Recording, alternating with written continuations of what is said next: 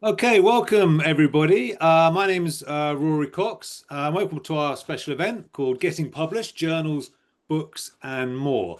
Um, I'm the chair of the International Ethics section of ISA, and we've organized today's webinar mainly because, even for very experienced researchers, but especially for early career researchers, people perhaps coming towards the end of their PhD or people who are sort of recently postdoctoral, the world of publishing can be a pretty confusing and potentially daunting place. It can have to feel pretty labyrinthine sometimes.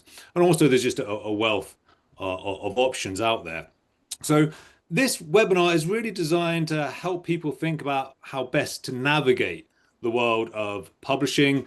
We're going to cover things like, getting your first article published, about where to publish it, thinking about which journals will suit it best, how to frame it, how to convert a thesis into a book, a PhD thesis into a book. And then also perhaps writing for a general audience in terms of trade books or newspaper or magazine columns, online sites, and so on. Now, part of the problem, as I said, is that there are simply so many journals and publishers and book series, et cetera, that it really can be daunting deciding which is the best one for you. And how to react to things like peer review, particularly, and the sort of the time expectations of that process. And when you do decide, how can you give yourself the best chance of success? And that's really what we want to sort of help you to think about. So I'm delighted to say that we have an incredible panel today to talk to you about this. A mix of academics and publishers and academics who are editors and et cetera, et cetera. So we have to sort of introduce them. We have Joy Gordon, who is Professor of Social Ethics at Loyola University of Chicago. She's also a book series editor for Global Ethics with Palgrave Macmillan. We have Anthony F. Lang Jr., who's a professor of international political theory at the University of St Andrews, and also a book series editor for Global Ethics. But both Joy and Tony have also edited journals. We have Rhiannon Nielsen, who is an assistant professor at Barrett College at the City University of New York, and who is in that process of turning her PhD thesis into a book. Coming to the end of that process, so it can give you some very sort of visceral experience of that. We have Adam Reed Brown, who is the editor of Ethics and International Affairs Journal and with the Carnegie Council. And we have Brent J. Steele, who's the professor of political science at the University of Utah and is the co-editor in chief of Global Studies Quarterly. So in terms of the rough structure of the webinar, we're going to start off talking about journal articles. Then we'll move on to academic monographs. We'll then talk about turning the thesis into a book, and then we'll think about trade publications. And then hopefully we'll have plenty of time for questions and answers. So if you do have any questions, please feel free to put them in the chat or to put them in the Q&A, and we'll try to address as many of those as possible. So thank you very much for joining us. And without further ado, I shall pass over to Adam Reed Brown, editor of Ethics and International Affairs. Thanks, Rory. And thanks for hosting this. I'm really happy to be here. As Rory said, my name's Adam, the editor of Ethics and International Affairs, the journal published out of the Carnegie Council in New York. And we publish a mix of peer-reviewed research papers, shorter non-peer-reviewed essays, book reviews, and review essays. And the goal of the journal is really to bridge the gap between academia and theory and the more sort of applied practical and policy side of things, really aiming to be a more accessible type of academic publication while still maintaining rigorous academic standards. So everything I'm going to say is from that perspective, but I think has wider applicability. And I'm going to focus on the peer review portion of our publication process, how you can put your best foot forward, hopefully, to get your work reviewed and published, but also happy to take questions later about other aspects of what we publish. So I'll start with that question that Rory mentioned, the question of how to select the right journal. This is a daunting task, of course, and I don't have one good answer to it, but at a sort of baseline, from an editor's perspective, seeing submissions come in, if it's not a journal that you're not already intimately familiar with, really take some time to do your research, read the About section on the publication's website, take a look at some recent table of contents from issues that have published. See, does your article title look like it would fit into those TOCs? Does it look wildly out of place? And if you think it's really still a good fit and this is the right journal for you, but you feel like maybe some extra explaining is in order, you can put that in the cover letter to the editors.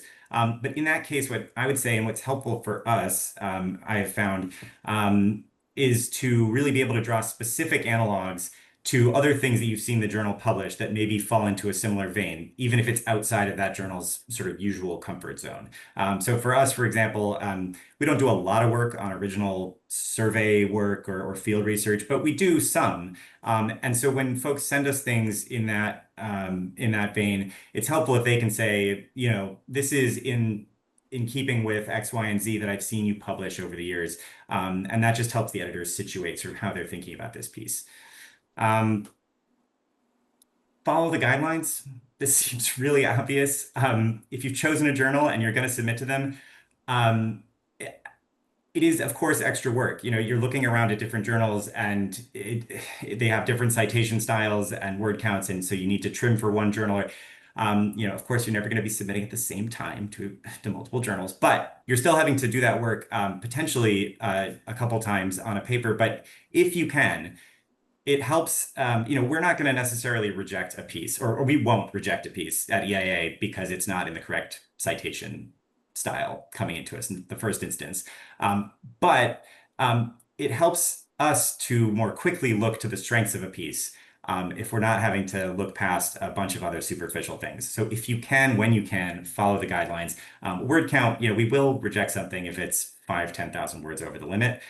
We don't have the capacity to be dealing with things like that, and other journals will have different limits. So the better you can hew to the guidelines, the better your chances are going to be. Again, that seems obvious, but you'd be surprised. In terms of structure and clarity on a piece, I'll just say sort of one of the most important things for me is when we're taking a look at a piece, as an editor, if I can't tell what a piece is doing or arguing by the end of the introduction, it's going to be really hard to move that forward. It almost doesn't matter as much at this point whether I think it's a really strong argument. That can come later. You can convince me, but having a clear argument and better yet, having a clear roadmap for the piece. How is it going to proceed? Spoilers are fine. This is not an M. Night Shyamalan movie. It's an academic paper. Tell me what's going to happen. And this can sometimes actually be the difference between a desk rejection and moving to peer review for us. Because if something's doing something that we're not quite sure if it's working, just as the editor's taking a first look, but it's clearly laid out. We can see that the author has a handle on what they want to accomplish. Then we'll give it the benefit of the doubt and move it to peer review. And then at least at that point, the worst case is, of course, no one likes rejection, but if you get a rejection, you're getting it with all that expert feedback that'll help you move it forward down the line. So that's the argument for roadmaps. Jargon, this is a little EIA specific, but I'll just put in a pitch for anytime you can say something with less jargon, more plain spoken language, all the better. We're very particular about this. Of course, there are disciplinary constraints, but always just a reminder and an encouragement. There's more I can say on positioning your work in the literature and trying to highlight how that clear argument is advancing the discussion. But I know I'm already taking up time. I'm going to end with responding to peer reviewers really briefly here. Just if you're offered a revision, and so you're working on, you've got peer reviews back, you're working on a revision, I encourage you to do yourself and the editors a favor and compile a thorough revision note that describes where you have made changes and how you're attempting to address critiques. It is extra work, but it does a couple things. It helps you keep track of what you're addressing in a systematic way. Second, it helps the editors see where you've made changes and it'll highlight your good work. They won't have to hunt around seeing, did they address this? Did they address that? Let me go back and try and, make a map of how they did this.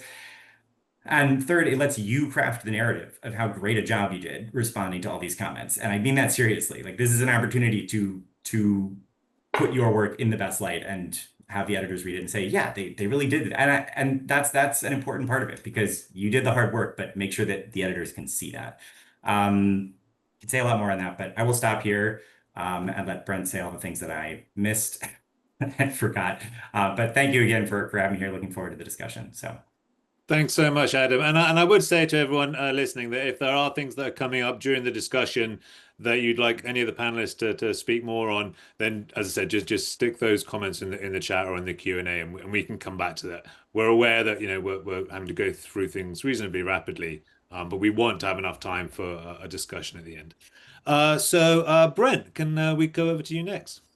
Yeah, and I don't really have a lot to add to what Adam covered. He kind of covered all the bases. I'll maybe just go back to a few of them and dig in a little bit with some guidance. But as Rory mentioned, I'm co-editor-in-chief of Global Studies Quarterly, which is published through the ISA and through Oxford University Press. And so we've been around for about 6 years, but we're as opposed to EIA, we're a field-wide journal, field-wide in international relations, and a very broad understanding of what international relations is.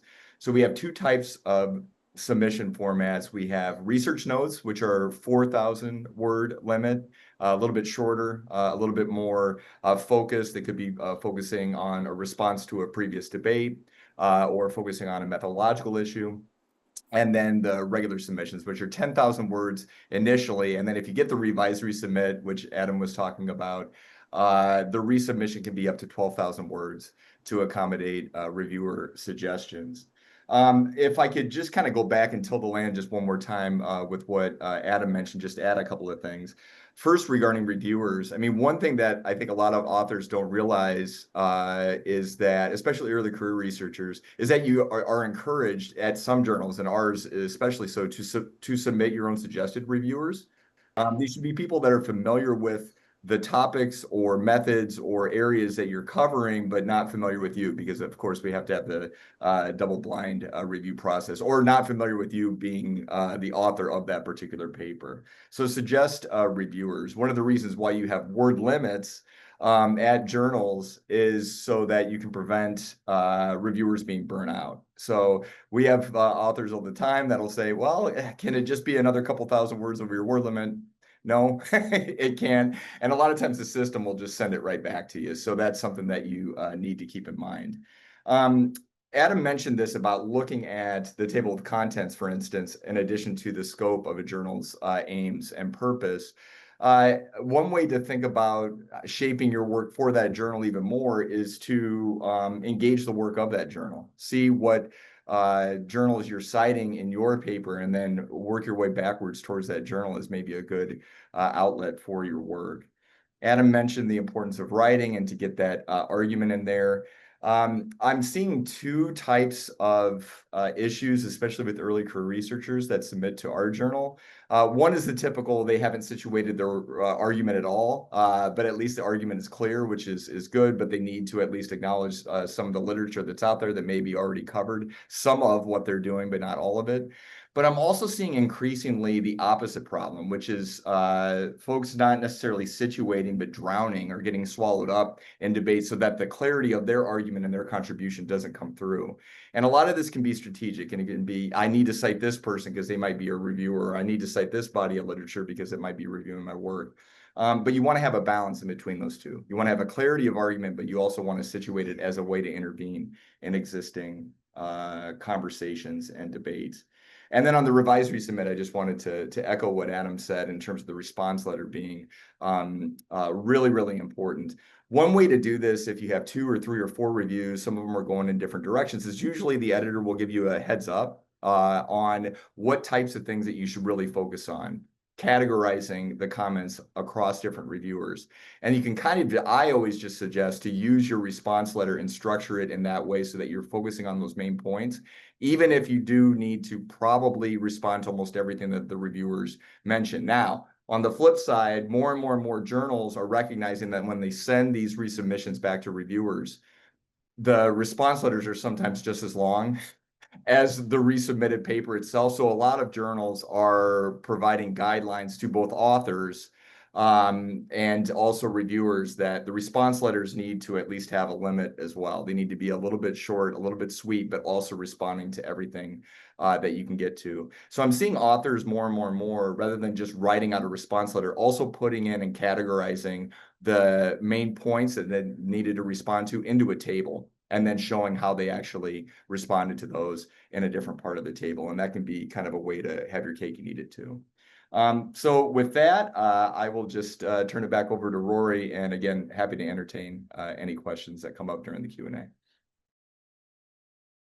Thanks so much, Brent and Adam. And yeah, I think a couple of things that I just like to stress as well is that people should always take a revise and resubmit as a victory. I mean that you know that you're almost there, but you're not quite there. And so really take what the reviewers and the editor particularly are asking you to do seriously and address them. And even if you don't agree with them and you don't change your work, you have to explain why. So you know that is going to push you over the line. So don't feel disheartened that you've had a revise and resubmit, because that is already a massive win, and you're kind of almost there really. And that other point about, yeah, just really, you know, this has come up in the UK system where I am based, with the glories of the REF world, the research exercise framework, of research assessment framework rather. That even very experienced academics in whether it's book chapters or journal articles, or even sometimes in books themselves, don't simply state why their work is important. What is it adding to the literature that already exists? How is it pushing that literature on? Or how is it radically revising it? And to really just simply state that right up front is a massive win. And as Adam and Brent have both said. So I think that even people who have been doing this for like 30 years often get that wrong. So yeah. Okay, so talking of books, we shall move on now to the next section. On sort of academic monographs, and we'll pass over to Joy Gordon. Thanks, Roy. So what I'll be talking about is my experience with Tony. We've been the co-series editors for the Global Ethics line at Palgrave and Macmillan for a few years, and I think maybe we are more engaged in a certain aspect than some other kinds of series editors, which is to say, we meet with people at ISA, we invite people to send us a concept note, to send us a blurb, to send us a short sketch, and then we go back and forth with them to develop it so that it has the best likelihood of getting through. So I don't know that other series editors are willing to invest the same kind of time, but I would say that you don't lose anything by contacting a series editor first and saying, and making a pitch. Here's what I'm thinking of. Does this seem like it would fit within your line? So I have a few comments in no particular order. First, even though it's tempting to sort of, to go to OUP and CUP and the very top level publishers and then see where you get rejected and then work your way down, I think it makes sense to very heavily focus instead on fit. Which ones have a series that your work will fit into? And even if it's not designated as a series, which ones have a line, so just a batch of books that they tend to print on a regular theme. And there's something that you might want to think about doing. At the ISA, if you go to the book display, they often send commissioning editors there. And so if you go to the ISA, you just actually can just walk around the book exhibit and first of all, see what are the clusters of books that each is publishing already, and then spend a few minutes talking with the commissioning editor, who's often very candid because it's in their interest, both to capture something that will be of interest to them and also to not have their time or your time wasted by sending something that's not going to work. So I would say it's quite important to make sure that whichever publisher you submit it to, you have thought about the fact that they are already publishing, whether in a series or not in a series, in that particular area. Next, I would say, do think about working your way up to a book rather than simply starting a book as a new project from scratch. So I would say a series of articles, a series of conference papers where you're working out, you're hashing out all of the issues. And then once you've done that, then what should be left, I would suggest for the book is you're simply expanding or changing some of the chapters you've got in draft already and knitting the whole thing together. If you have an idea for a book, but it's in a new area that you have not done work in before, so you're both learning the field and writing a book from scratch, I strongly don't recommend that. Having done that once myself, I enthusiastically encourage you not to do that. Next, in terms of an edited volume, what we suggest is that you, or speaking for myself, what I would suggest is that you think about, first of all, how the volume is going to cohere, and you think about who you have in mind for each chapter. You reach out, you have initial conversations with each person. You have a little bit of a negotiation about what exactly the form of what shape their chapter will take, so that you are thinking about how the whole thing fits together. And then I would suggest you think about timeline.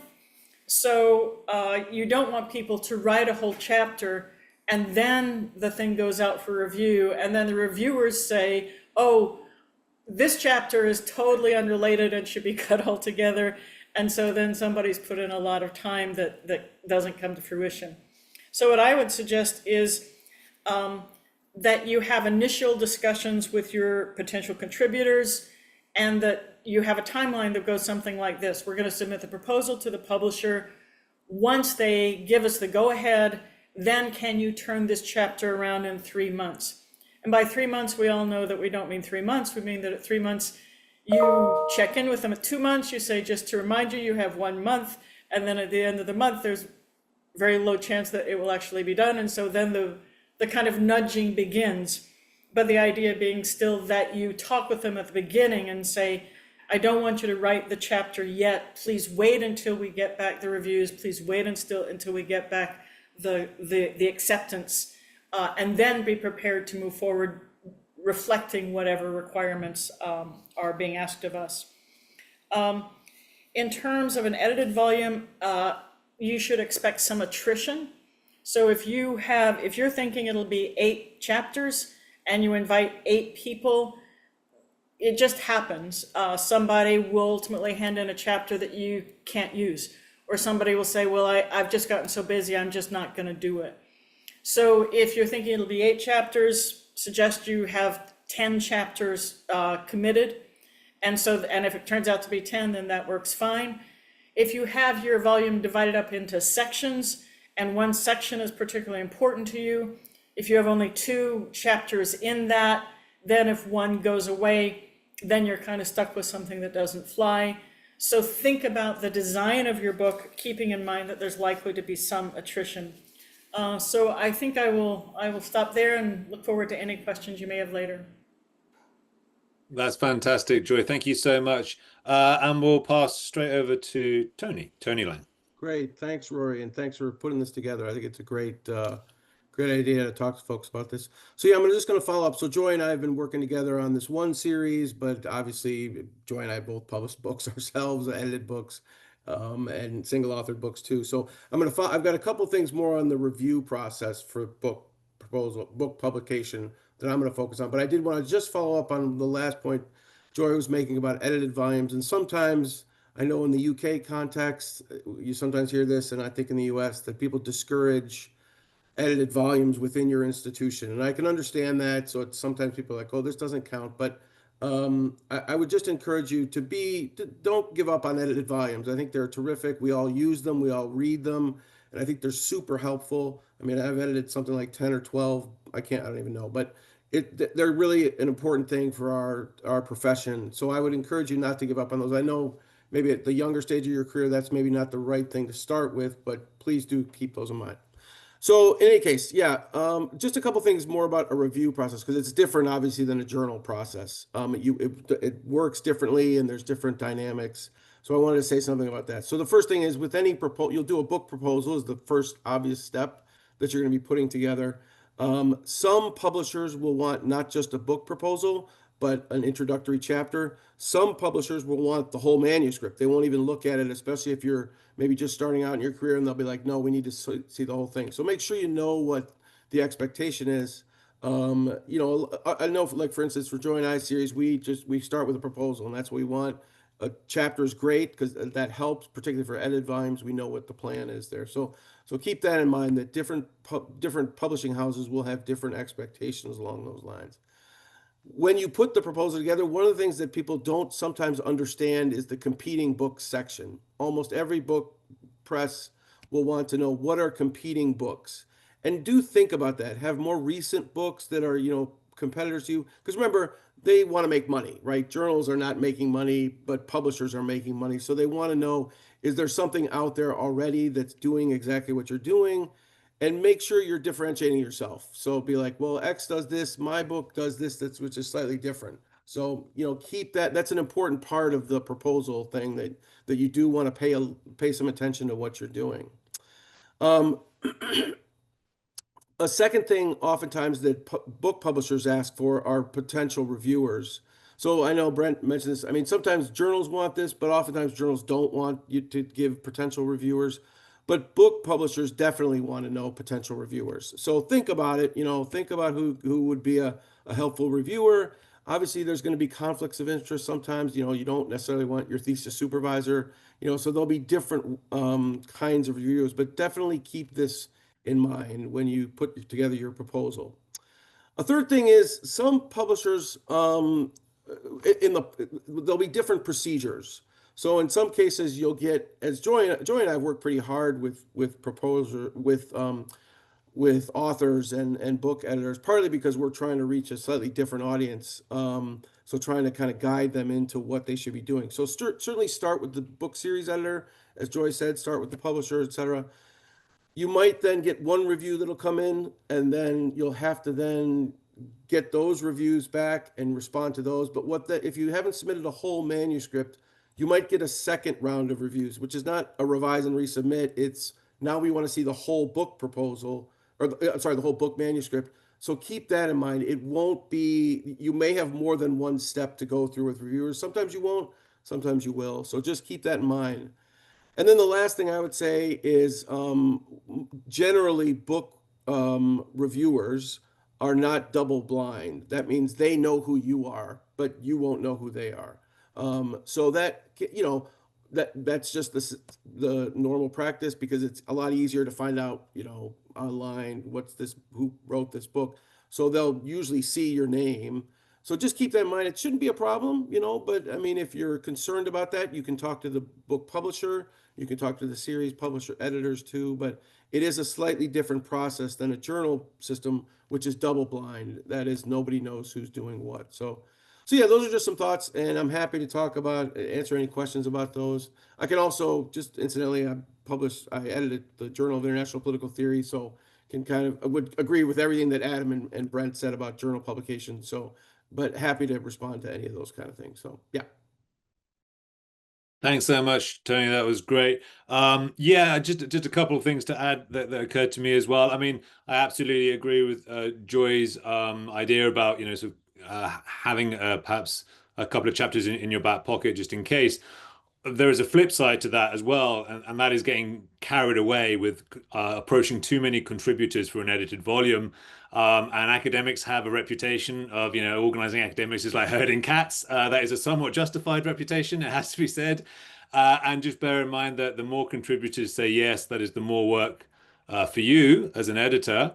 It is also the higher chances that things may go awry in terms of contributors not submitting on time, submitting chapters that are 5,000 words too long and they refuse to cut them down, etc., etc. So there are, you know, so don't get carried away, I would say, either. And it all comes back to that point that Joy made right at the outset, is that edited volumes really have to be coherent. And that is really fundamentally important. I think perhaps at the end as well, we'll roll on, but we can come back to the age-old question of edited volume versus special issue, which perhaps we can come back to. But we shall keep on going for the moment, and I'd like to turn now to Rhiannon Nielsen, who is going to talk about turning a thesis into a book. Sweet. Thanks so much, everyone, for pulling this together.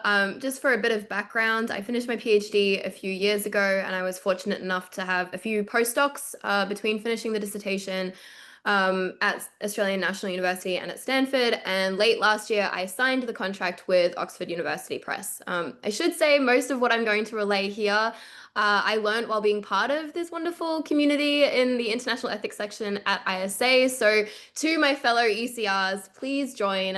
It's just the nicest group of people, and everything that I'm going to relay, I learned from them. So I've got 5 pieces of advice. I'll be pretty brief, but I wanted to start with my first and my most important, which is don't do it. At least not for a bit. Right? It doesn't matter how much you love your dissertation and how ridiculously proud you are of it, and you should be, because finishing is in and of itself a huge deal. But honestly, by the time that you're done with your dissertation, you're going to be so sick of rereading it. It's going to be better for you and your brain and ultimately the book to give it some space. Right? That distance will allow other ideas to come in and percolate and settle. You can get detached from certain aspects of it. And then when you're ready to come back after an actual break, you'll be excited about the project again. And so you'll be eager to dive back in. And I really, truly think that that's only possible once you've let it lay for a period of time. So my first recommendation on turning the PhD into a book is don't do it, at least for a bit. Focus on other papers, focus on the paper version of the book, get your ideas published out there. I've had some really awesome advice so far. Work on job market materials, do other projects, but just let it sit for a bit. My second piece of advice is to kill your darlings. It's one of my most favorite quotes because it's the most uncomfortable. You are going to cut a lot from your book. No one wants to read your literature review. I know you've agonized it. I know that you've read everything there is out there on that, and that's really important to demonstrate to your examiners. But once you get to the book writing process, the readers already know you're an expert. You've literally written the book on the topic. So you honestly just Control Alt Delete the literature review or any other lengthy literature reviews that you've done. It's obviously important to ground it, but you don't need the same sort of level of engagement that you needed for the dissertation. And because you will have taken time away from writing the dissertation, it'll be a lot easier for you to cut that because you won't be so attached to every single word that you've written for that. My third piece of advice is similar when it comes to references and citations. I honestly cut about 30,000 words of references from my dissertation when I was turning it into a book. And even then, one of my reviewers came back and said, there are way too many citations in this book. At least for me, I feel that these citations are a bit of a crux, right? Like you want to lean on the fact that you've read so much. And so you want to demonstrate to the readers that look at all of these things that you've read. But I think it's more important to silence that imposter syndrome voice and just know that you're referencing what absolutely needs to be referenced and let everything else go. If you have a lot of references in one particular citation, a useful tool could be to keep the voices that are not as amplified or as heard. So I'm talking voices and views from the global south, people of color, women, indigenous views, and so on, but you can just sort of ditch the rest. My fourth piece of advice is on fresh perspectives and adding content. So you've taken time away from the dissertation, you're ready to come back into the thesis. And what you might find is that you've changed your mind on your own arguments. And in fact, ideally, you probably have. And that's a good thing. And I'm not talking about the central thrust of the book, right? You're not being like, I don't believe in any of this anymore and throwing it out. I just mean that there'll be certain moves that you make in the book that maybe you don't quite agree with anymore or you don't align with. And that's because, again, you'll have had time away from it. And because of that space, you'll be reading newer work. You'll be engaging with the more cutting edge literature. And so you'll be adjusting with rapid developments within the space. That being said, you do need to draw a line somewhere. So in my own field, I work on technology, and obviously technology changes at an incredibly rapid rate. So you do have to decide at some point, I'm just going to draw the line in the sand and put the pen down.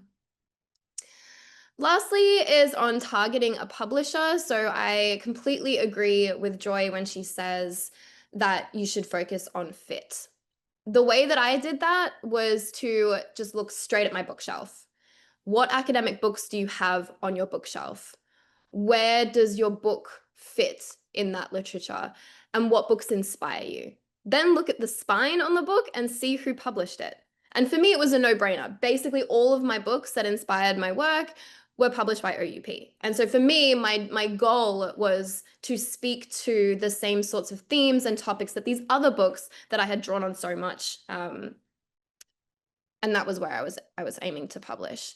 If you've got multiple different publishers, as we all do, great, you've got other options.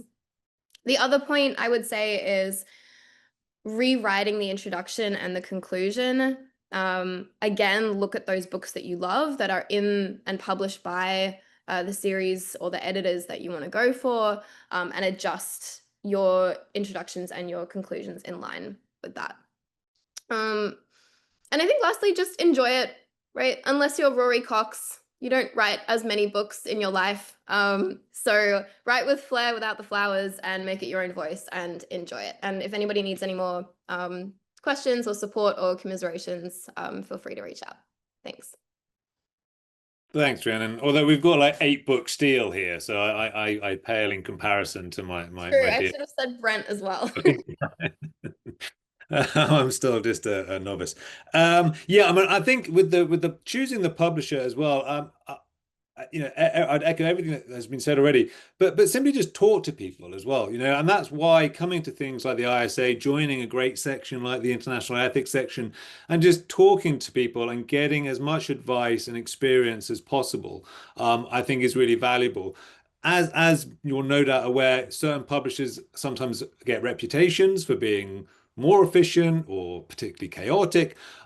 Sometimes these are warranted, sometimes they're not. I'd also, just say that a lot of the big publishers have numerous different series going on, and that the experience of one of your acquaintances in one series may not be the same as your experience in another series. So, a particularly bad experience with a big publisher in a particular series doesn't mean that you'll also have a bad experience in a completely different series within that publisher. So again, just talk to people and get their experiences.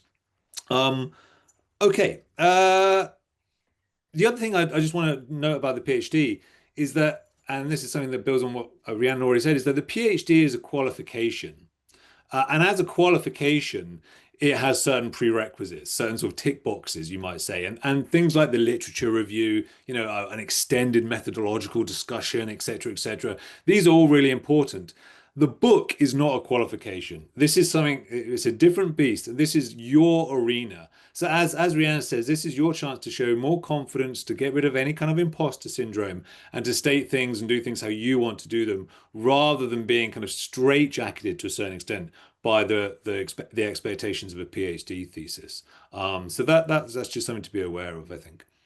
Okay, so we'll move on again, and we're going to go back to Joy Gordon, to talk a little bit about perhaps publishing in magazines or newspapers or online sites, sort of columns and sort of shorter articles.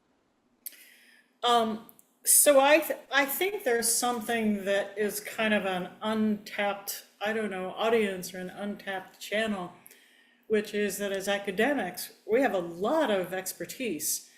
And it seems to me it's really kind of a cool thing to be writing with all that expertise for a very different and a broader audience.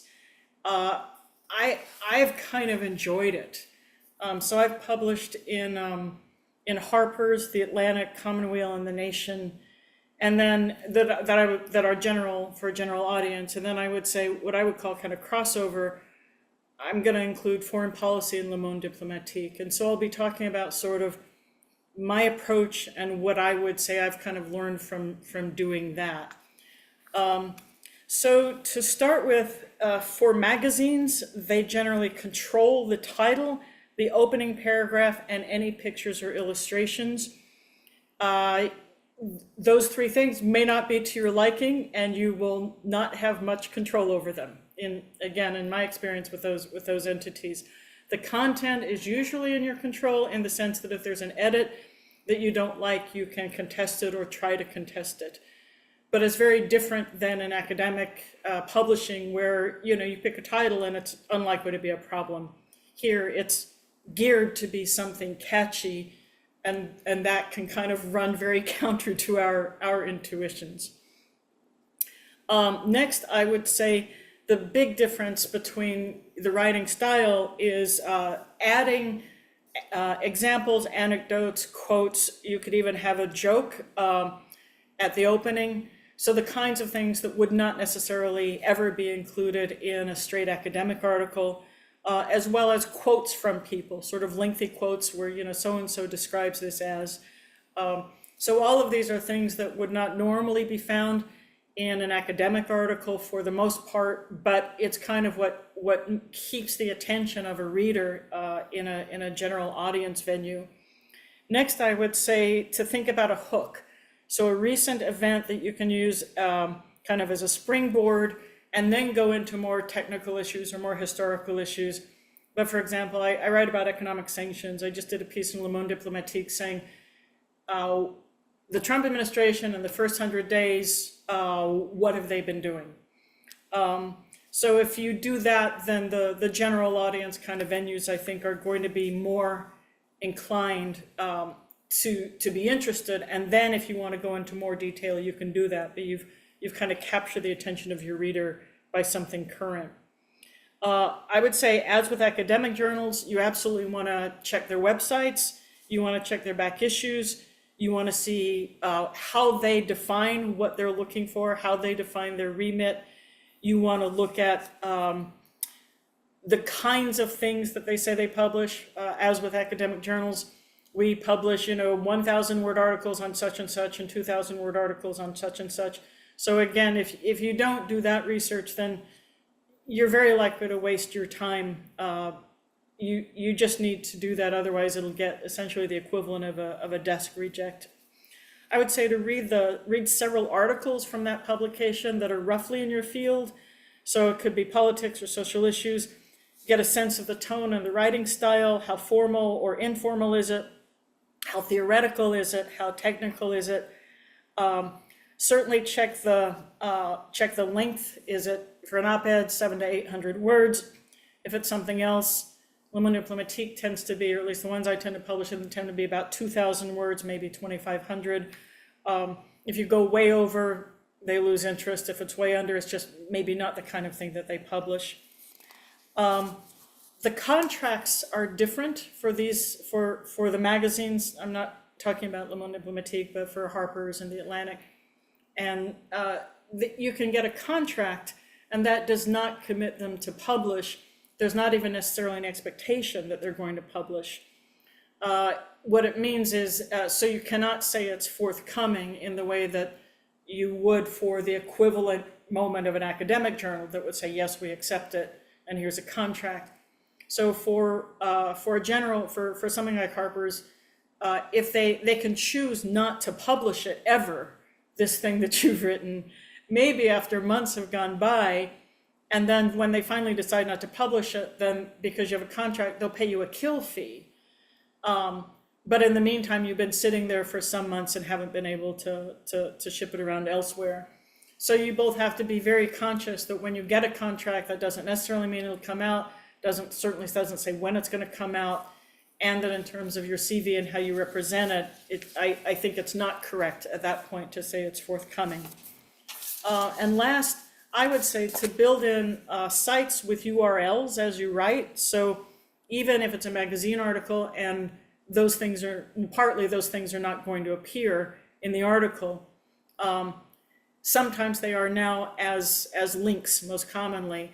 And so, but the thing is, if you build in the sites then you get more credibility, I think, with the editors, because it shows where you've gotten your sources.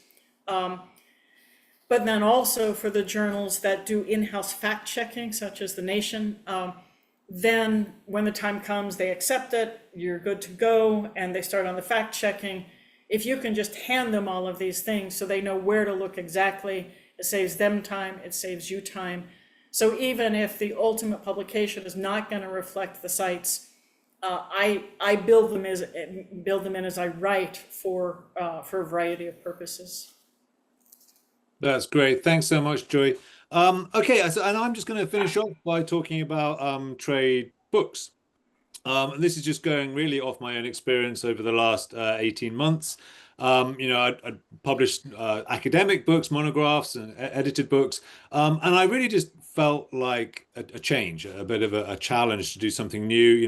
Like Joy, I published some shorter sort of articles up to 2,000 words in a few online platforms, a few magazines.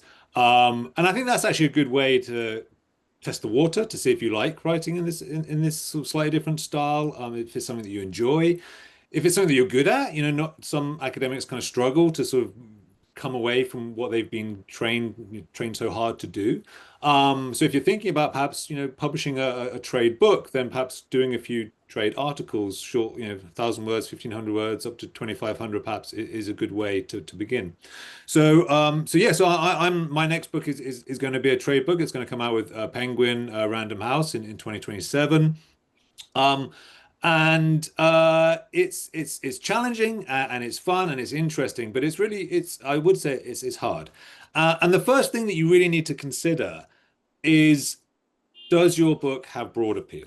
Does your idea have broad appeal? And you really need to be honest with yourself about this. Will anyone actually buy your book other than the sort of the standard university libraries? Talk to your friends who are not expert in the field about this. If they're kind of like, oh yeah, okay, that sounds interesting, then you may well be onto a good thing. Although also be aware that your friends are your friends and may not give an entirely honest opinion and may not want to say that's a terrible idea. I think it sucks. So, honesty, I think, is the best policy, but also talking to as many people as possible. Because obviously academic publishing is an industry, but trade publishing is a business, and I think the business element of it cannot be underestimated. Ultimately, the decision about whether to sign your book will be hugely impacted on simply how many copies they think they can sell, and that is not really the same as monograph publishing. So it has to be compelling and it has to be compelling to a broad audience. What is the story? Narrative is perhaps the most important part of a successful trade book. And again, slightly different to an academic monograph. You need a compelling narrative and a narrative thread and a narrative arc that takes you through an entire book. And when you're talking about potentially quite abstract concepts, political theory or a political thinker or, whatever it might, philosophy, whatever it might be, then narrative is not always easy to come by, but you have to have that narrative. So you have to think about how you can add story or potentially characters to your work. Detail kills these sorts of books. Okay, and this has been particularly hard for me because I'm trained as a historian. We love details, we love references. Like Rhiannon, my books have a lot of references and citations, but detail slows down narrative and therefore kills these sorts of books. So you have to move away from too much detail. The anecdote becomes king, and then sort of building off that. Style, in terms of choices of vocabulary, in terms of pacing your prose. This is all, again, really important and quite different to academic publishing. It has to be clear. You have to cut out things like unnecessary adverbs. It has to be accessible and pacey. Again, not all academics like doing this or can do this. So it's a skill that if you're interested in, you have to perhaps finesse. One thing that I think is really important is, can you sum up your book project in a single sentence? What is the blurb? And if you can't sum it up in a single sentence, then I would say go away and try very hard until you can, and perhaps come up with 3 or 4 versions of that. And that is going to be your kind of sell line in your proposal. And this is what I want to come to now, because I really can't stress how important the proposal is to any trade book project. It has to be perfect. And whether you're looking for an agent first or whether you want to go straight to a publisher, you basically only get one chance with your submission. Nobody is going to read a proposal twice. It has to be perfect the first time. So keep on working on the proposal until you think it is perfect. The title is important. That one sentence kind of blurb that really captures the spirit, the essence of the project is important. You have to write a short summary of the book, which is gripping. Yeah, that you have to, if you have to consider that editors are going to be getting potentially hundreds of proposals across their desk every week. You have to be able to grip someone's attention immediately.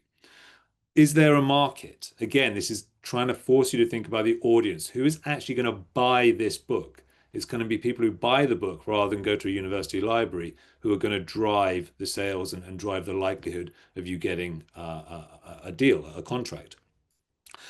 The length of the manuscript is also something to be aware of. Be realistic. If it's above 140,000 words, you can forget it. You're really looking at around 100,000 words for a trade manuscript. So that's the sort of the sweet spot, maybe 120, but 140 would really be the absolute maximum. Think about the individual chapter summaries. Again, these have to be punchy and these have to be gripping. You have to get these editors' attention. Be realistic about the time frame. Can you actually write this book in the time that you say you can? Because unlike academic publishing, trade publishing does not mess about with deadlines. The deadline is the deadline. And if you miss the deadline, they'll start asking for your advance back. So do not give an unrealistic deadline if you don't think that you can hit it, because then you'll be in all sorts of trouble. Yeah, their publicity schedules, their print schedules are all organized very far in advance.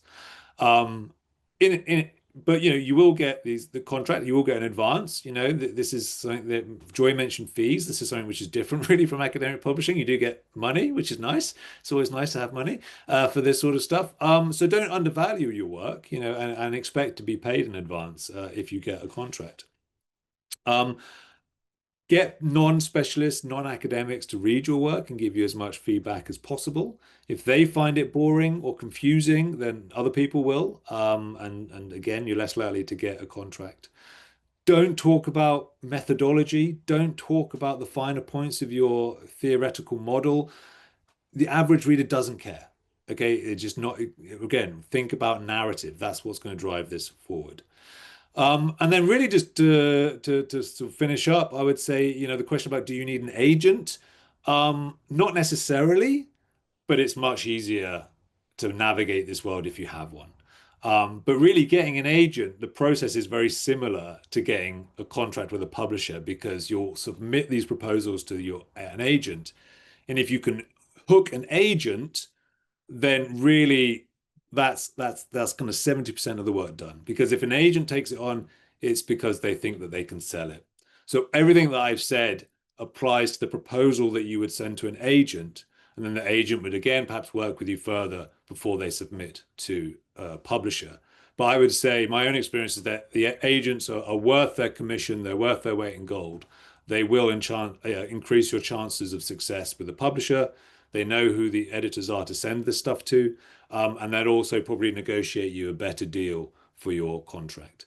And I would just say enjoy it. It's been one of the most challenging and interesting things that I've done for many years, so I can recommend it. Okay, so that brings us to an end for our main section. But it's great to see that we've got questions already in the Q&A. I know that some of our panelists have to go at particular different times, but the longer, if you can stay on, that's great. So to our panelists, I'll read out the questions, and really anybody who'd like to take them on, just unmute yourselves and come on and address them. So the first question that came through was, what should happen between defending the thesis and approaching or sending a proposal to an editor? I am trying to balance competing demands for pushing the project forward in a timely manner, but making sure, or rather, making sure that my materials are far enough to get taken seriously. So in other words, what has to be done really after that thesis defense rather, to turn to, what are the key things that have to be added to the thesis to get the editor and a publishing house interested? I can jump in just because it's linked to the PhD. So I think one of the things to keep in mind is, because I presume this is your first book. As one of the other panelists mentions, they will likely want to see, I think Tony, it was you, will want to see the whole manuscript. So while you're working on a book proposal, keep in mind that as soon as you send that book proposal to your publishing house, they might receive it and say, great, where's the manuscript? And then you'll be like, oh my gosh, okay, it's not ready. I'm still working on it. So my main piece of advice would be to focus on the defense, focus on finishing the dissertation, solicit some examples of book proposals from maybe your committee or your supervisors. I think I read maybe about 7 or 8 example book proposals just to get a bit of a sense of what it looks like. Because again, the goal is for the publishers is to sell the book. So they want to see whether and how they can actually sell what you're pitching. So I would solicit examples of proposals and focus on that, and then take a lot of time to get the manuscript to a point that you would be happy to share it if they did ask for the full manuscript. I hope that answers the question. That's great. Yeah. And as I mean, I know many early career people are in a tight spot because they're perhaps starting a new job. They're trying to get articles out. They also want to get their book out. And there's a lot of pressure to do these things. But like Rhiannon said, I would say if you can, just don't rush it. Take your time, because having a great book that you've sort of had enough time to work on is better than having a kind of a mediocre book that you've rushed. And this is something that's going to stay with you for the rest of your life, right? Your first book is an exciting thing, and you don't want to sort of look back on it and have any regrets. So I would say take as much time as you feel is necessary. The only qualification to that is that nothing is perfect, right? There is always more to read. There is always more to be added, that you do have to draw a line under it eventually. And hopefully you will have had done this already with the PhD project, but that also is true for the book project. So it's knowing when it's ready and not being a perfectionist about it to the extent that it's never ready, because that's the worst of both worlds, I would say. Okay, unless anybody else wants to comment on that, I'll go to the next one. No. Okay, so the next one we have is from JD Minner. So, as a first-generation scholar navigating academia, I'm trying to better understand how early career researchers should weigh the trade-offs between focusing on journal publishing versus developing a book, especially given the pressure to publish early and often. How do these choices affect job market visibility at research-intensive institutions? For instance, is it generally more strategic to have 2 or 3 strong articles or a published book before going on the job market? And for junior scholars who aren't yet on a tenure track job, how does that influence the calculus? Much of the existing advice on this feels opaque, so I'd really value your perspective. So maybe Brent, can we go to you on this? Someone who's published oodles of journal articles and books and is an editor at the moment. What would your advice on this be? Yeah, it's a good question. And I think this has changed over the years since I was an early career researcher many, many moons ago. Back then, if you were getting a tenure track job, you could get some clarity from, when you go on your interviews from prospective employers or actual employers once you got there regarding what you should put your focus into. And usually it would be almost down to a binary. Either you're going to work towards a book and maybe a couple articles to get tenure or to get promoted, depending on what system you're in, or you're going to go the article route entirely. Sometimes it'll be your thesis or your dissertation that will shape that decision. If sometimes when you're writing a thesis or dissertation, you're already thinking about it as either a series of articles or as a book.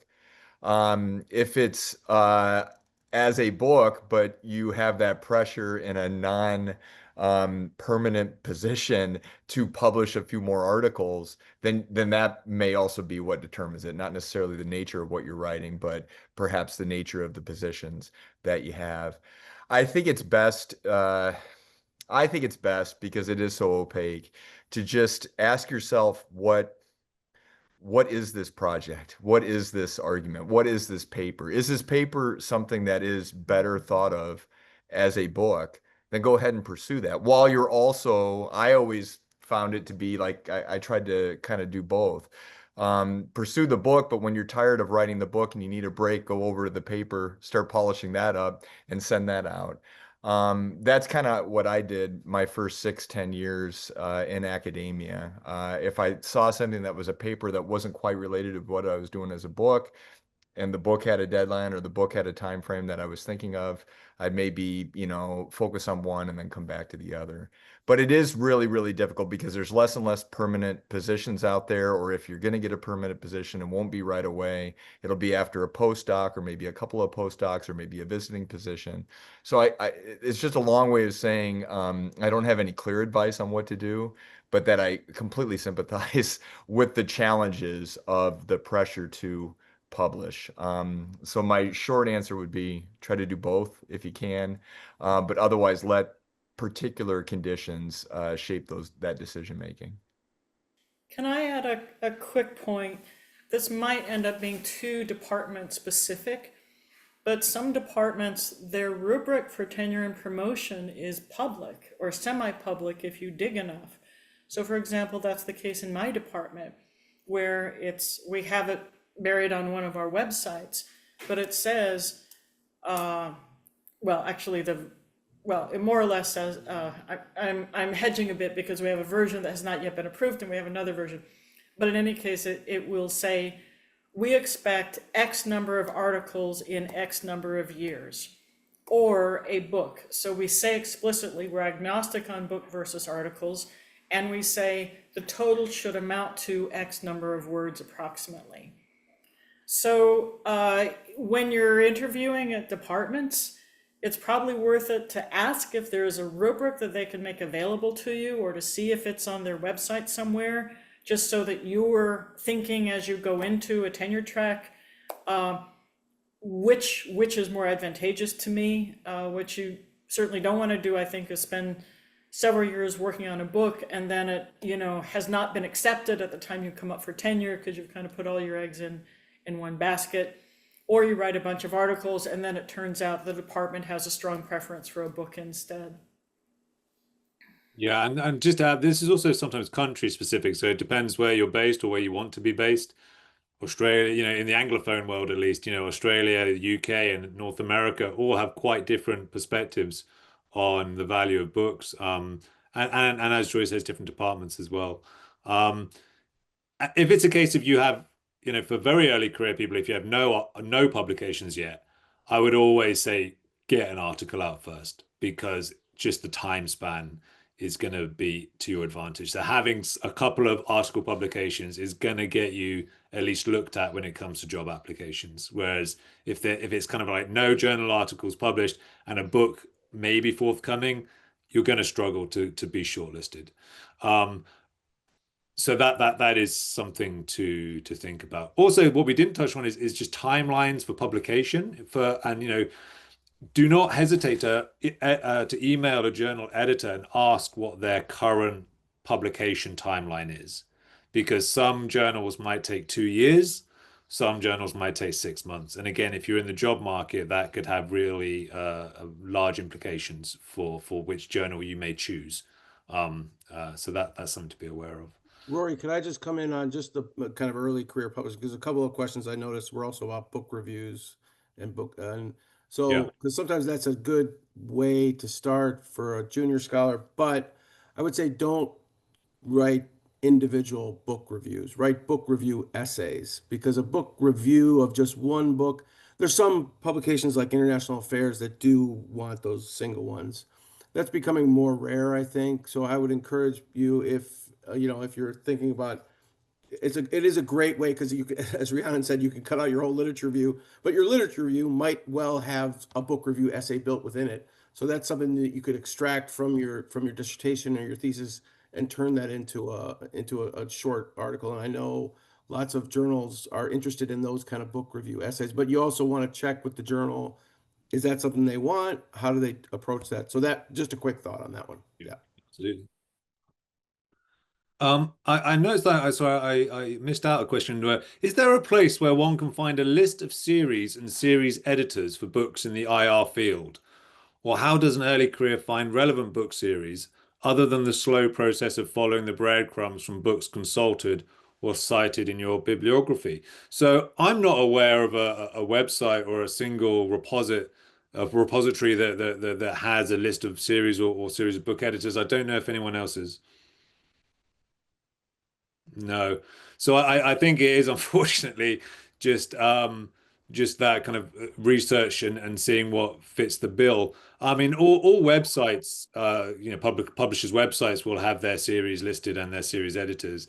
But I think really this comes back to the importance of talking to people, talking to people in your field, meeting new people if possible, talking to them about their experiences, and getting recommendations. But yeah, unfortunately not. Okay. How should we choose our first journal? As an early scholar in the Global South, I find that the cost of submitting to journal review is too much. Which journals are not that costly for first timers? So this is something that I'm not aware of, that you'd have to pay for review. Is this something that other people are aware of? Yeah, can I just jump on this? This is Yeah.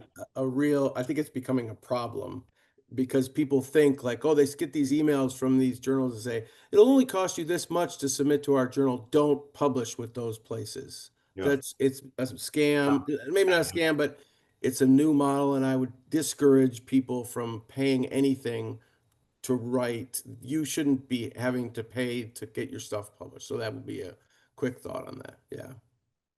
Yeah, no, that definitely sounds like a scam to me. Yeah. So avoid if they're asking for money up front. I mean, the only exception to that is with the open access policies these days, that sometimes journals are asking for open access, but that is really a different model. Often those costs are taken by an institution. And if you haven't, if you don't have an institution to support that, then you're simply going to have to avoid open access demands. I mean, And I can jump in there, Rory, since Global Studies Quarterly was the first entirely open access journal of the ISA, and we got a crash course on how that model works. There are article processing charges, but just like you said, there's so many of these agreements now. In our case with Oxford University Press and particular institutions or entire academies where you are already covered if you're part of an institution or part of an academy. And we actually list them right on the Oxford University Press site. In addition to that, we've never had an author give us a credit card ever at our journal. Sometimes your university or college may have a fund for that's designated for open access publishing. These were set up about 10 years ago, 15 years ago for a lot of STEM fields, but they can't exclude you from it if you're at a university and you're not in a STEM field. Sometimes we know about those funds better than even the authors that are at those universities, so we'll let them know that. And then a lot of these open access journals have waivers if you're in a particular category. So we have editorial waivers that that are a backstop if all these other measures fall through, all these other avenues fall through. We provide an editorial waiver. If you're with the Global South, if you're from the Global South, based on either Oxford's definition of it, Oxford University Press's definition, or ours, you're covered. You get a waiver. So it's very, very rare in a case of a legitimate open access journal that you're going to have that issue. To just echo what Tony is saying, you should be approaching journals and particular individuals emailing you about a paper that you just presented at a conference that they say is just, world, shattering or some kind of revolutionary paper. More than likely that is a scam, but it can be very difficult for early career researchers to distinguish those things over an email. And so it's good to talk to your colleagues, talk to advisors, attend seminars and webinars like this so that you kind of can tell the difference. yeah, and that also there are publishers out there who will offer to do the same thing with your thesis as well, effectively just straight publish your PhD thesis, often with a charge attached to it. Again, I would avoid these. That they may not be particularly prestigious, and value your work, have faith in it, and try to get the publisher which you think is the best for it. Okay, I'm gonna go over to the chat because there's some questions there, and I'll come back to the Q&A section as well. So, what should new authors know about making sure a publication is on track? How should we engage with editors who may not be communicating updates as regularly as one would expect? So this is a great question. Is Adam still here? Can we go to Adam, perhaps? I am, yeah, and I saw this question in the chat. It's a great question. Every editor or editorial team is going to be different, of course, but I would say I would encourage you, if you are not sure what the status of a paper is, if you're waiting longer than you expected to be waiting, or somehow the expectations aren't made clear, hopefully there is, you've got some kind of line of communication, even if it's just the sort of general email for the journal, and reach out. Your paper is not going to be rejected because you reached out to try and determine where in the process it is. I am always grateful to authors who reach out to us, and if something has been, maybe we don't like it to happen, but if something's been somehow overlooked or gotten stuck at one stage in the content management system online, it's never a bad thing to just send an email, say, hi, I'm just checking in on the status of my paper, seeing where it's at in review. What can you tell me? And just don't be afraid to reach out. It's not gonna, the worst case is that it takes you one or two times of reaching out to get an answer. But like I said, no one's going to reject your paper because you were a little bit pesky trying to get some information about it. So again, every editor is going to respond a little bit differently and be a little more or less responsive, but that would be my recommendation. And then I just can't help but seconding and thirding what was just said about the paying for articles, and note that in the same way that Brent was talking about for Oxford, Cambridge University Press, all of their open access journals, including EIA now, if you're publishing in one of their open access journals and you're not part of an institution that's covered, there should be waivers. So, but when also to that question of how to pick the journal, beyond just not paying the journal, it's a lot of what's been said sort of both on the book and the journal stuff of what's in your research, what's in the citations in your research, what are the journals that you've been going back to, what are the, what's coming up and again, and who are your colleagues, talking about and all that. So that kind of network. Anyway, that's what I got. That's great. Thanks, Adam. Yeah, it's also an important point, to mention about edited volumes as well. Often, so if you're asked to give a chapter to an edited volume, often the decision is, do I publish it in the volume or do I publish it in a journal? So considering again how many contributors are involved in the volume, what's the likely time lag between me submitting my chapter and it actually appearing in print? It can happen that it can take 2-3 years or more in some cases for an edited volume to come out.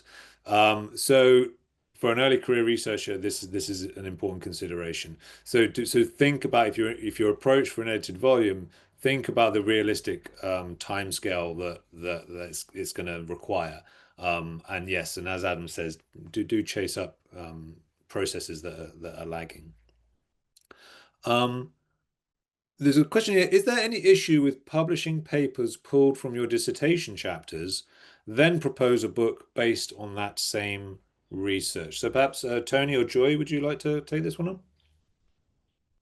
I can just a quick thought on that. I think it's okay to publish a paper, maybe two, and then publish a book.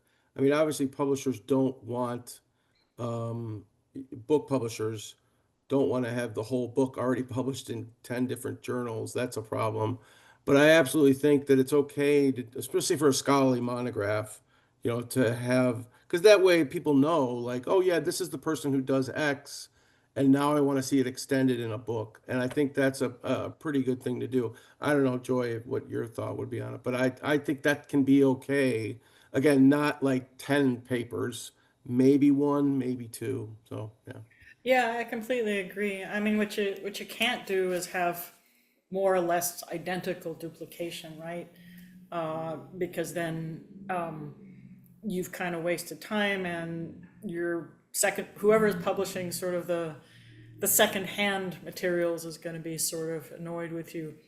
But yeah, I think again, so if we're talking about sort of the overall timeline for a career in early stages, you certainly want to get out some articles if you can. If you can take one or two of those from your dissertation in some way. Well, I guess I would sort of make a friendly amendment to Tony's comment, which is to say, if you're not planning to do a book, you just don't see that as an option, as a likelihood down the road, then you can take a bunch of chunks from your dissertation and turn them into articles. If you are envisioning that this is going to be a book, then I think you just need to be much more circumspect so that you don't end up with a lot of duplication. Yeah, did you have something? Yeah, I just wanted to jump in there because I think that's a really great question and something that I also struggled with a little bit. The first is, yeah, you can publish, as Tony and Joy has said, like maybe an article or two at a push. And then the book publishers just ask that you cite, a previous version of this appeared in X journal. And the journals like are very used to this. That's very standard. Another option is if you feel that there's something in your dissertation that doesn't quite fit with the book, but you still want it to be, out in the world, you can cut it from the book again after you've had some distance and then turn that into an article. So I did something similar with my own dissertation. There was this thing that I really liked, but it didn't quite fit with the book. So I published it actually in Ethics and International Affairs with Adam's journal. And then the last point of saying it's good to publish papers on your topic is as Rory said, it's quicker to turn it around. And I think that there's something meaningful about stamping your name on an idea as opposed to like waiting for the book project to come out. So first and foremost that, but also ideally it curries interest in the book, right? So if you've published this article version or maybe a shorter form version, like what Joy is saying in terms of more public facing outlets, hopefully that will then whip up an interest in being like, hey, if you want to read more on this, there's a full length manuscript to be coming. So it sort of demonstrates to the publishers, sorry, New York sirens, it sort of demonstrates to the publishers that there's pre-existing interest in the work that you're bringing forward, and it's got like a stamp of approval on that. Thanks. Yeah, I mean, really, this is it's always a fine line between quantity versus quality. As an early career researcher, I think there's a lot of pressure, or people feel a lot of pressure just to publish, and get the quantity out there.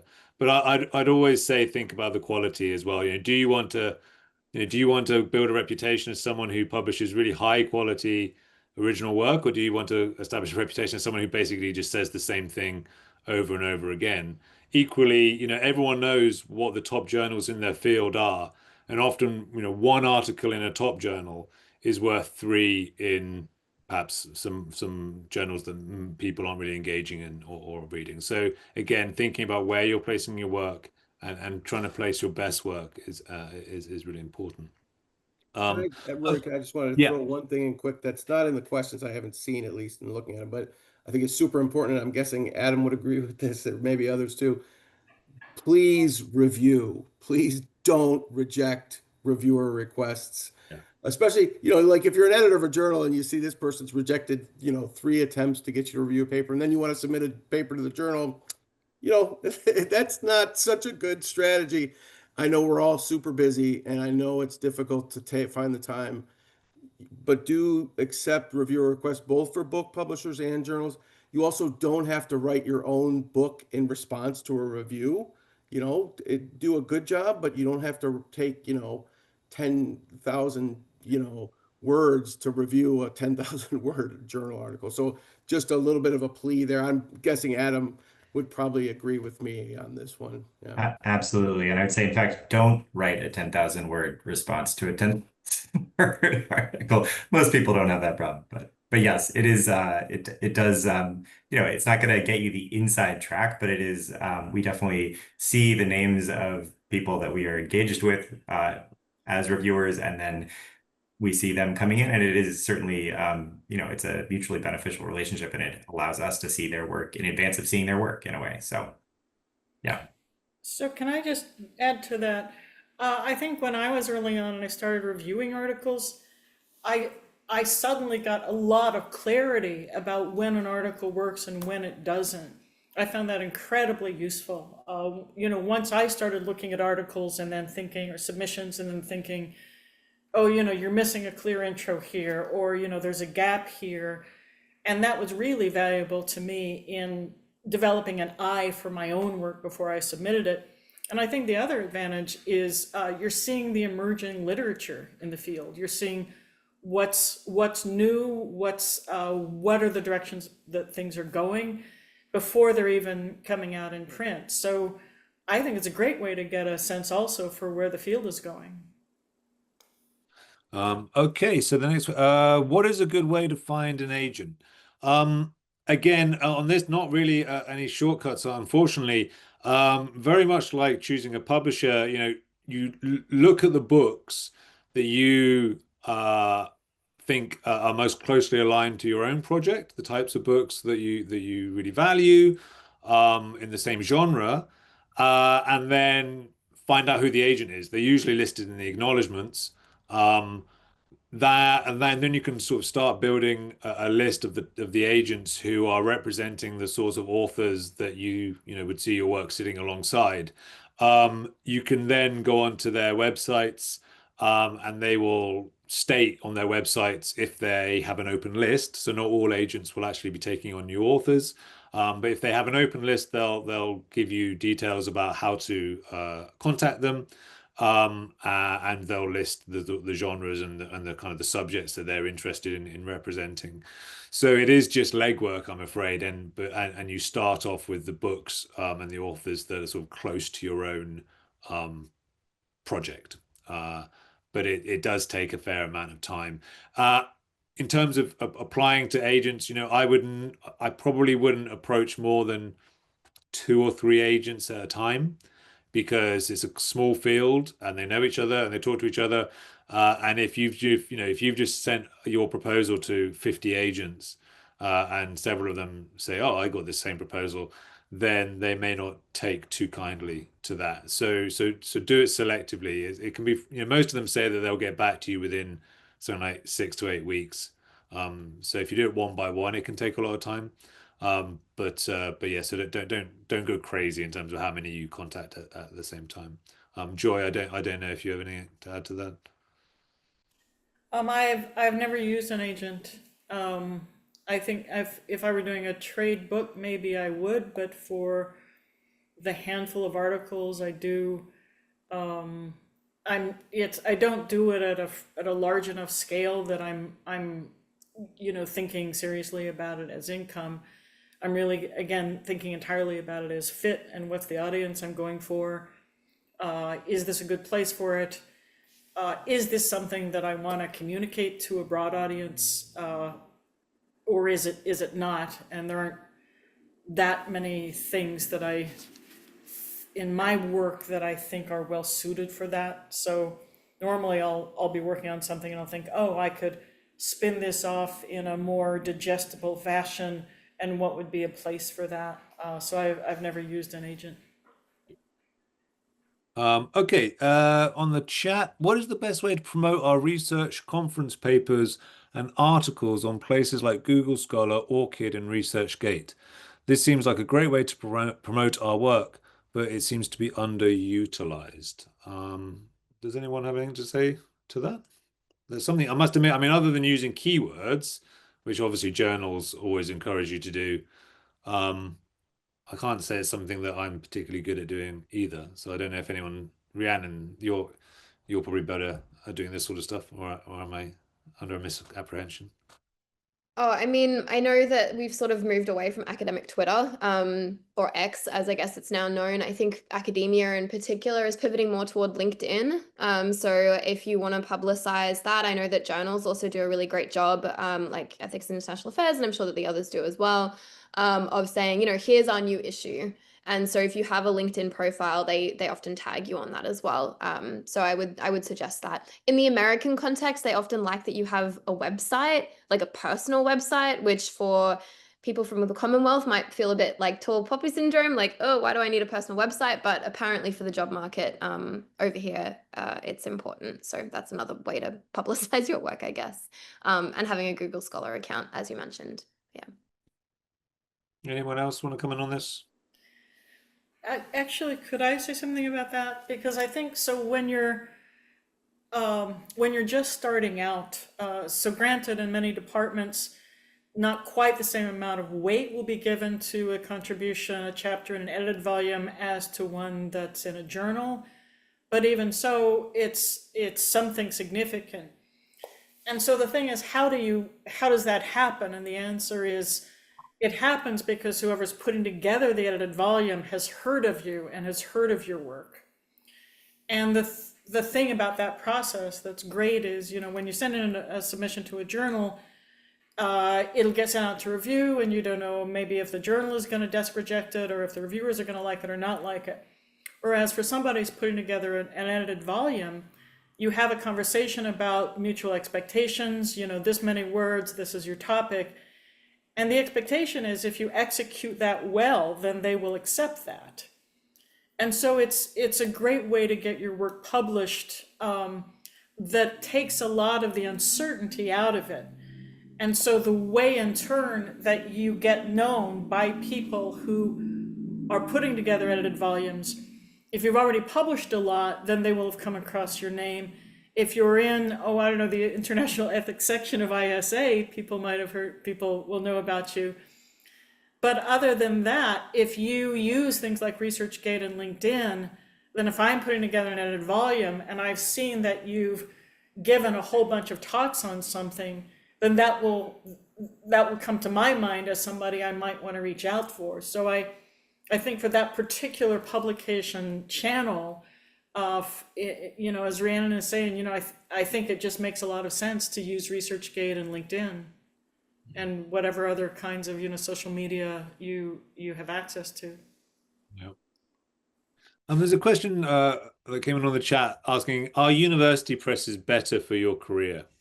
And this is something that I experienced as well as an early career researcher.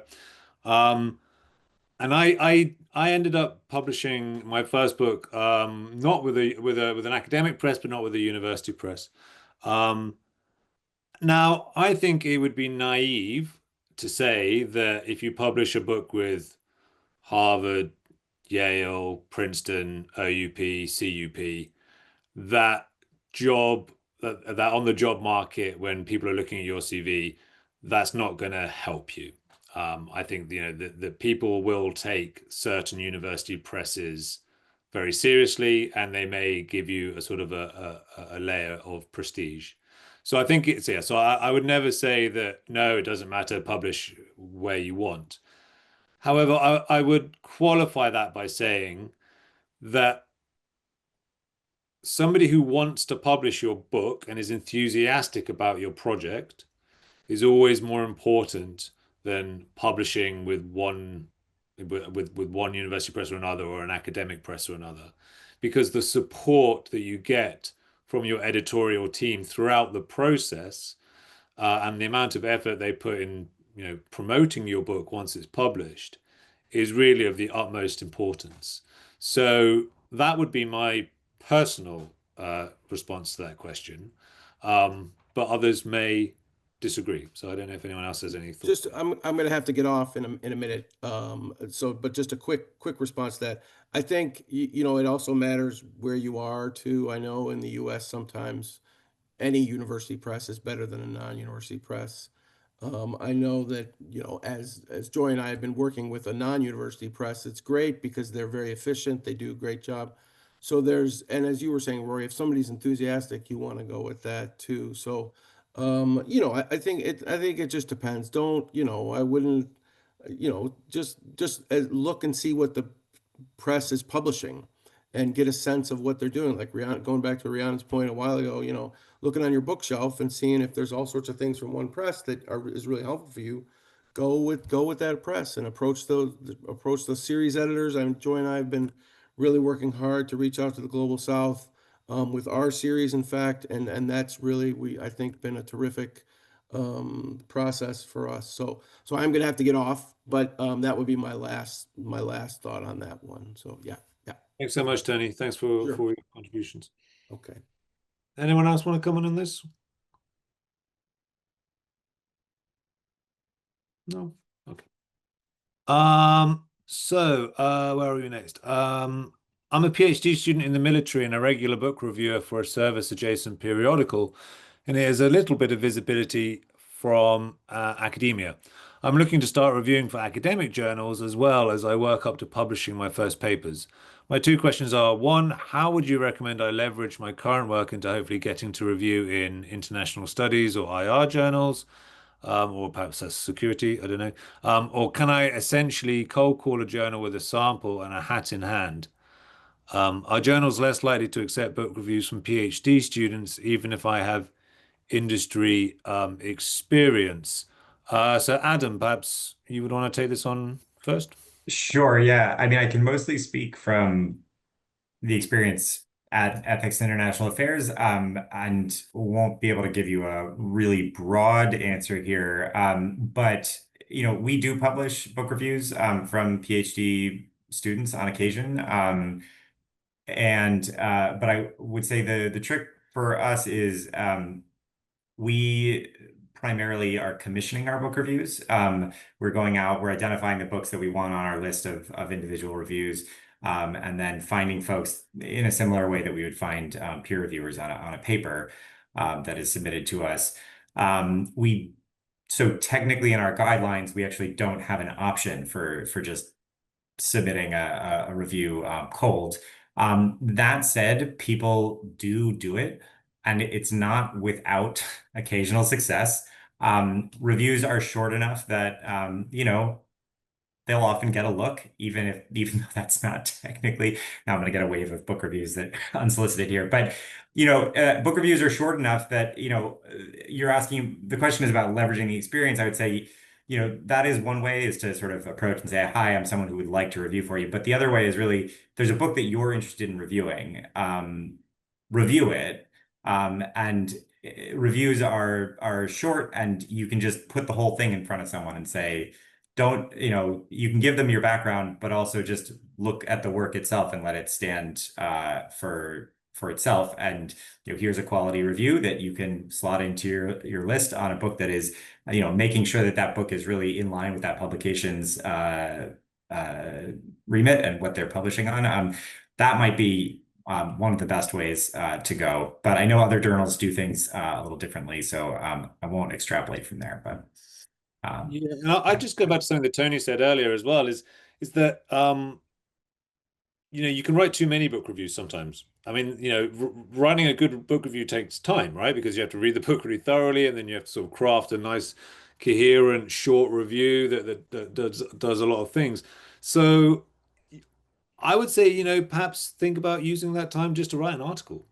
Try to publish your own work and your own ideas rather than reviewing others. Book reviews are brilliant and they have their place in your CV.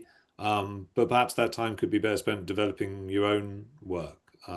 So yeah. Just to second that, because this question asks, would you publish from a PhD student a book review? Well, yes, but also we publish articles from PhD students, so we're working on one right now. And it's, so don't sell yourself short. And like Rory said, you could work on that article. So.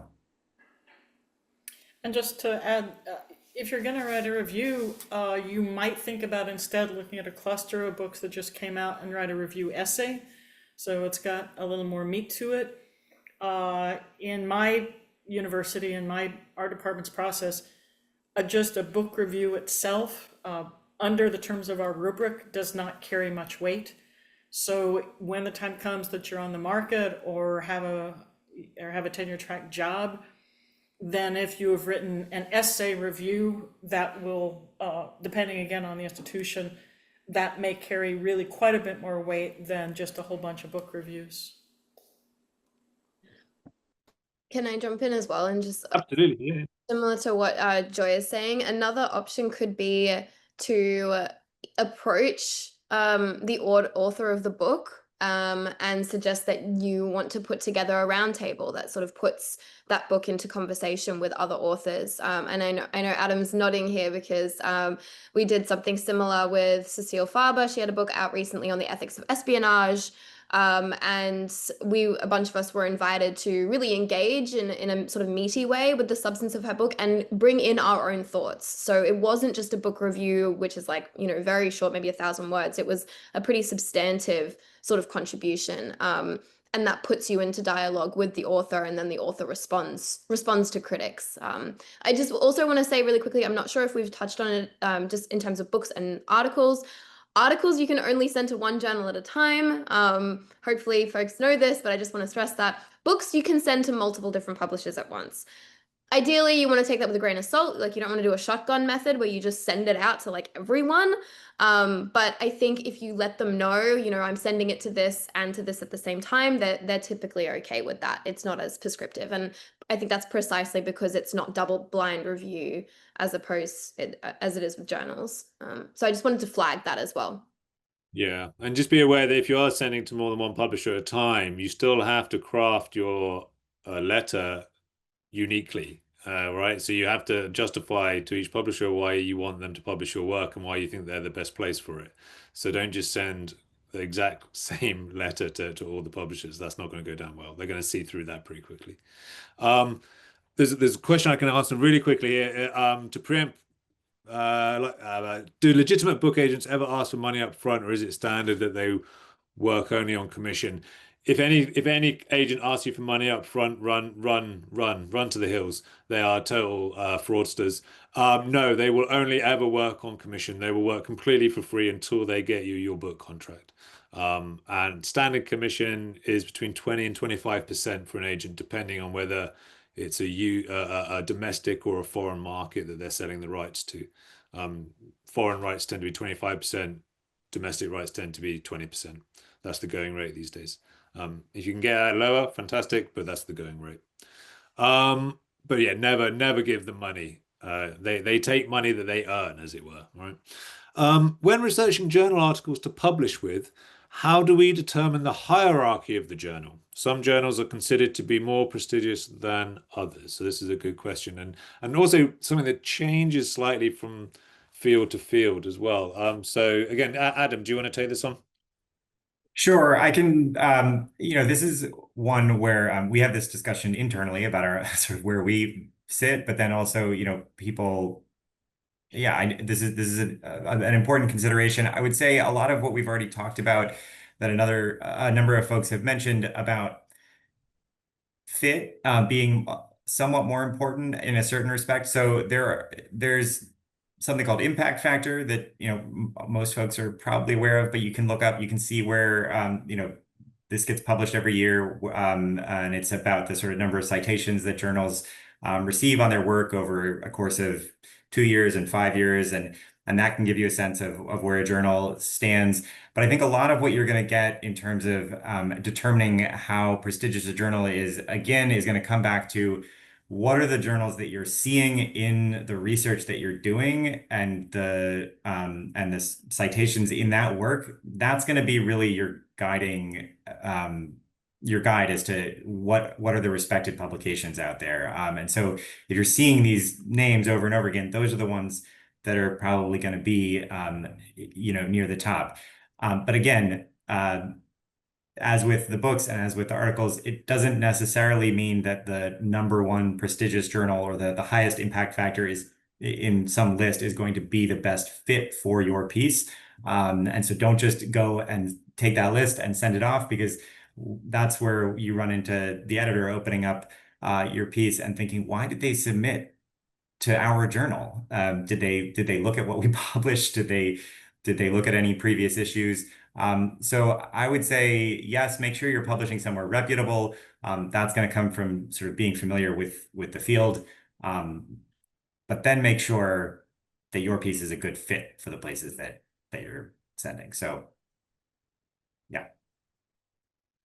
Okay, I'm aware that we've kind of gone over time a little bit, and our panelists are busy people. So I think we'll bring it to a close there. I really hope that was useful, and given people some guidance. I want to just thank all our speakers again, and Brenton and Tony have had to go, but a huge thank you to Adam and Rhiannon and Joy. just fantastic contributions. I also want to thank the ISA team, Kat Volker and Sarah Dorr, for helping put together the technical side and advertising the event.